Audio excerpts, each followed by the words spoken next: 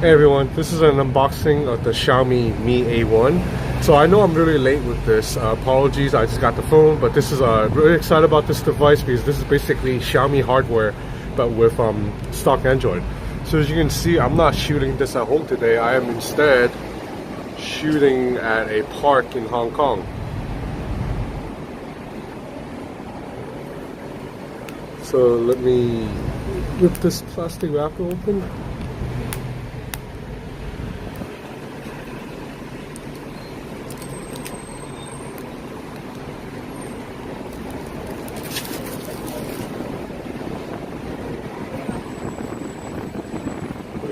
Okay.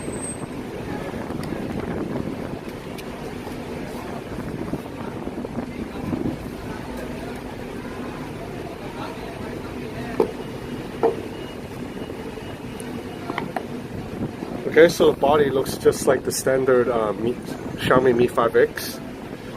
It's a very premium feeling metal body. Bezel's kind of large, so unfortunately. But you know, this is a budget phone. Okay, pretty bare bones packaging. Not much to unbox. So you have a power adapter, a USB-C cable. Yeah, USB-C cable. Power adapter, and that's it. Just a warranty piece of paper. So that's it. Let me peel this off.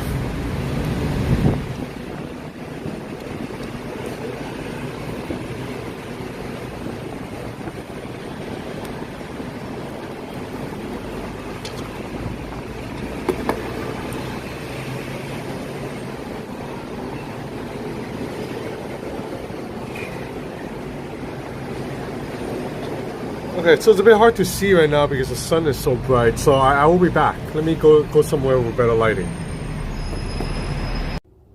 Hey everybody, I'm back. So first things first, I want to address a slight flaw with this device. Earlier in the unboxing video, remember at the end of the unboxing when I took out the phone, I wanted to show you the boot up screen, but it wouldn't really show well on the video because I was under direct sunlight. So that is an issue with this phone. I was using this outdoors with brightness on full, and it was indeed a little bit hard to see. Now it doesn't look as bad as how it looks in the video right now. In real life, I can actually see the screen, but it's faint.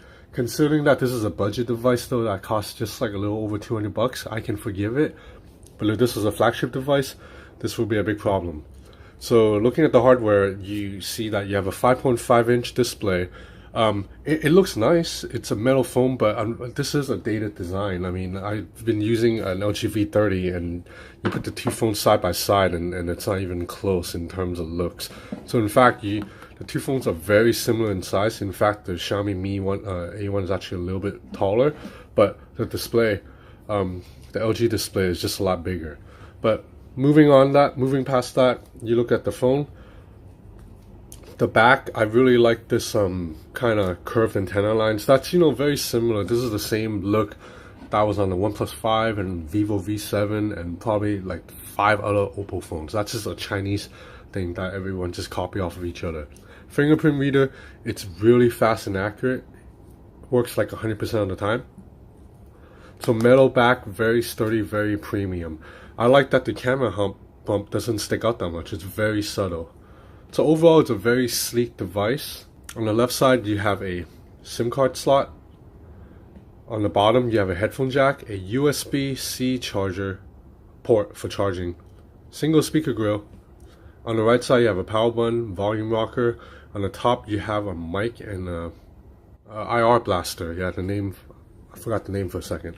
The front panel is completely flat, so it feels a little bit weird in the hand for me now because I've gotten so used to using the LG V30 or the Samsung Galaxy Note 8, which is curved on the front. You know, every flagship phone is curved around the edges right here. So when I use this, it feels a little bit weirdly sharp in the corner.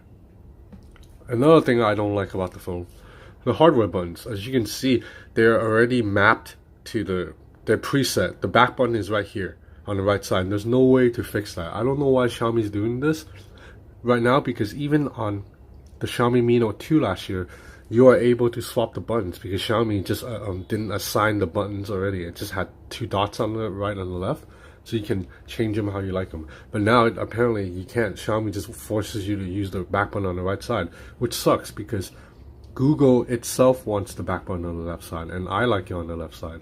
At least give us the option to change, you know. So other than that, the phone it's pretty good. So this is a stock Android, obviously. It's 7.1.2 though, unfortunately. It's not the newest 8.0 Nougat, but it's very bare. So these are, I already downloaded like 4 apps, so if you ignore the 4 apps, that's all the apps that come with the phone, so very minimal. The only bloat, it's the Mi store right here, and this, like the Mi Xiaomi feedback. Otherwise, the home screen's like naked. You swipe to the right, you have Google Now, and on the left, these are new apps I downloaded, so there's like nothing. Because of stock Android, you can't bring down a notification shade by swiping from the middle anymore. You have to swipe from the top. I've always had a problem with it because if I'm using the phone one-handed, like I can't reach the top of the screen. It's not like I have small hands, so I have to like really extend and adjust my grip to bring the notification shade down. And that's one of the problems I've always had with stock Android. I prefer they give you an option to bring it down. MIUI lets you do that. Let's look at the hardware specs through device info. So you have a Snapdragon 625 chipset, which is good. It's definitely good enough for 99% of consumers, because this was on the Xiaomi Mi Max 2 and a couple of other phones. So you have Android 7.1.2. The display, it's a 5.5 inch 1080p panel, IPS LCD. So you have 4 gigs of RAM and supposedly 64 gigs of storage, but it's really 50 out of the box. The camera is dual 12 megapixel, but only f2.2 aperture, so it might struggle in low light. Battery, you have a 3000 milliamp battery. So I ran this thing on Geekbench earlier. Scored a 3620 multi-core, single core 844. So single core is kind of bad, but multi-core it's fine. It's pretty solid. So this is a very bare bones phone. If you go into settings, there's like virtually nothing. Like all the customizations that you might be used to with Xiaomi phones, like being able to long press a button to bring up certain things, it's not here. This is stock Android. So even though the phone runs stock Android, the camera app is still Xiaomi's camera app. So that means you do get the cool filters that I'm a fan of from previous Xiaomi phones. And also, you get this 2x zoom button that, you know, every phone with the dual cameras are doing now. Apple started this, now everybody's doing the dual cameras. And you can of course shoot bokeh mode. Let's try it with Groot really quick. Okay, so the effects looks quite good. It actually, the blur manages to crop around Groot's uneven haircut pretty nicely. So I'll show you a couple more samples of bokeh shots right here. And otherwise, you go into options, you have a panorama, manual control, group selfies, tilt shift, beautify. Unfortunately, the manual control, you still cannot see the real-time results as you're changing exposure or ISO. Because you know how usually in other phones when you have manual control, when you're changing ISO, the lighting changes. So it's unfortunate that Xiaomi phone still does not let you do that. So that means it's kind of pointless having manual control then. You can't see the changes that you're making.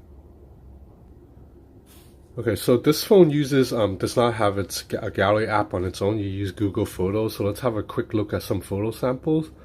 I think overall the camera is really good, but you know, I've only tested this in the day so far, so I haven't really tested it. I haven't gotten a chance to test it at night yet, but details are really good. The contrast is a little bit off, I think, like in terms of color accuracy. But the bokeh mode, it's really good. So now let's look at a video sample. So this is recorded off 1080p, Full HD. You do have the option to record in 4K, but when you record in 4K, it becomes a lot jerkier. You lose optical image stabilization. So right now there's OIS. So I'm zooming in right here, and you see it's pretty bad when you zoom in. The sound recording is also a little bit flat.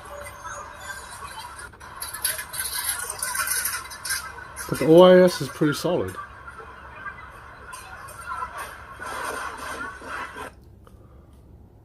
So one cool thing about this phone is that it has a 10-volt audio amplifier. So that means the music, when you play back music on this, it sounds a little louder and more full than other budget devices. I tested it earlier, and it definitely sounds better than other budget phones. But keyword budget phone, it still can't compare it to LG V30 with a hi-fi DAC, obviously. But the audio quality on this, it's good if you're listening on headphones. So now let's check out the loudspeaker.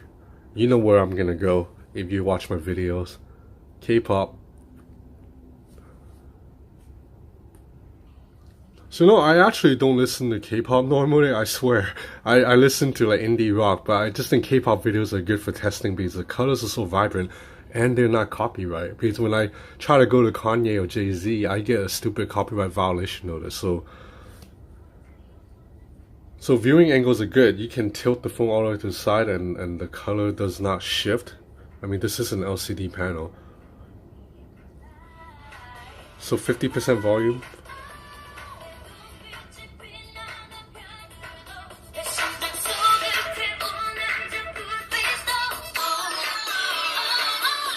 So even though it's just a single bottom fine speaker, it sounds good.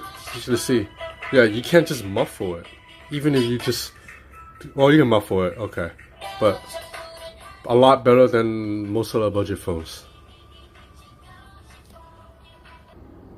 Yeah, so just testing on the video here. So I have to turn the sound off on this because if I let this song come out, I'll probably get a copyright notice from stupid Green Day or whatever the record label is.